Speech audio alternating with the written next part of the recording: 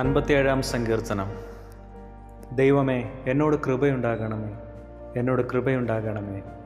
ഞാൻ നിന്നെ ശരണം പ്രാപിക്കുന്നു. അതെ, ഈ ആപത്തുകൾ ഒഴിഞ്ഞു പോകുവോളം ഞാൻ നിന്നെ ചിറകിൻ നിഴലിൽ ശരണം പ്രാപിക്കുന്നു. അത്യുന്നതനായ ദൈവത്തെ ഞാൻ വിളിച്ചപേക്ഷിക്കുന്നു. എനിക്ക് വേണ്ടി സകലവും നിർവഹിക്കുന്ന ദൈവത്തെ തന്നെ.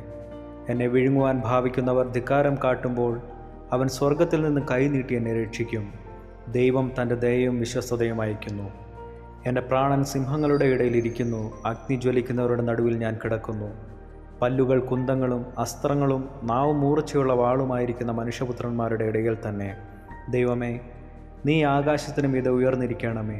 നിന്റെ മഹത്വം സർവ്വഭൂമിയിലും പരക്കട്ടെ. അവർ എൻ്റെ കാലടികൾക്ക് ഒരു വല വിരിച്ചു. എൻ്റെ മനസ്സിടിഞ്ഞിരിക്കുന്നു. അവർ എൻ്റെ മുമ്പിൽ ഒരു കുഴി കുഴിച്ചു. അതിൽ അവർ തന്നെ വീണു. എൻ്റെ മനസ്സുറച്ചിരിക്കുന്നു. ദൈവമേ, എൻ്റെ മനസ്സുറച്ചിരിക്കുന്നു. ഞാൻ പാടും, ഞാൻ കീർത്തനം ചെയ്യും. എൻ മനമേ ഉണരുക, വീണയും കിന്നരവുമായുള്ളവയെ ഉണരുവീൻ. ഞാൻ അതികാലത്തെ ഉണരും.